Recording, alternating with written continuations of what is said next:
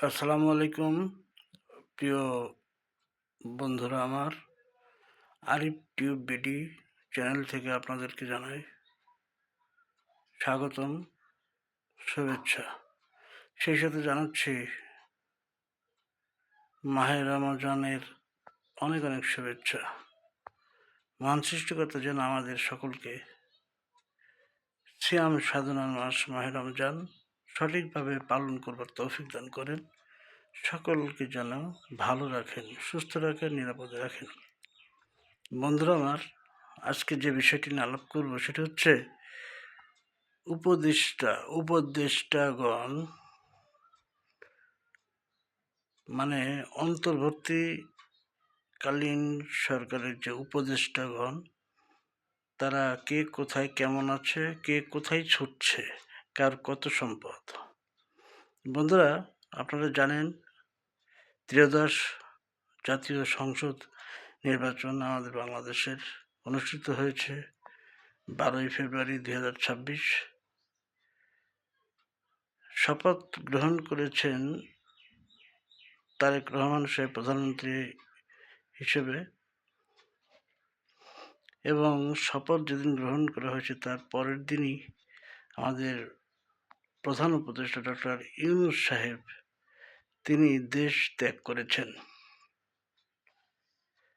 তিনি কত টাকা এই 18 মাসে আয় করেছেন, কি করেননি, সেটি সবার মনে প্রশ্ন জাগে, আমার মনে জাগে। আমি তার সম্পর্কে সঠিক কোনো তথ্য এখনো পাইনি, তবে অনলাইন ঘেঁটাঘেঁটি করলে সকলে ধীরে ধীরে সবার মুখোশ দেখতে পাবেন। আইনমন্ত্রী আসিফ নজরুল 14,000 কোটি টাকা পাচার করেছেন। হুমায়ুন আহমেদের মতো একজন মহৎ মানুষের মেয়ে, সেও তার স্ত্রী হয়ে তার সাথে এই অর্থ পাচারের সাথে জড়িত। আসিফ সজীব ভুঁইয়া, সাবেক ক্রীড়া উপদেষ্টা, খুবই 18 মাস যতদিন সে উপদেষ্টা ছিল খুবই দাপট দেখিয়েছে, তার বাবাও দেখিয়েছে। 11,000 কোটি টাকা 4টি দেশে পাচার করেছে। নাহিদ, সেও এরকম। হাসনাত, সার্জিস, এরা এই অ্যামাউন্ট যা বললাম, 10,000, 11,000, 12,000, 600, এই 1,000 কোটি টাকার নিচে কম না। এছাড়াও তো সমন্বয়ক যারা, প্রত্যেকেই কমপক্ষে কোটি কোটি টাকার মালিক হয়েছে, যারা কিনা কোটা আন্দোলন করতে এসেছিল।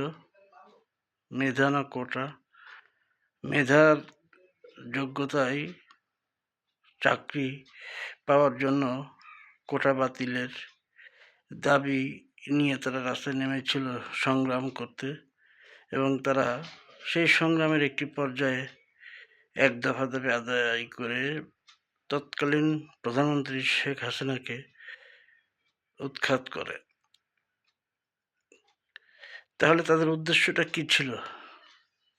হাজার হাজার কোটি টাকা তারা সরকারের কাছে দাবি আদায় করতে এসে নিজেরাই সরকার হয়ে গেলেন, আর মব তৈরি করে এই 18 মাসে যেভাবে মানুষকে লাঞ্ছিত করেছে, মেরেছে, পুড়িয়ে মেরেছে, হত্যা করেছে, চাঁদাবাজি করেছে, সেগুলি তো আপনারা সকলে জানেনই।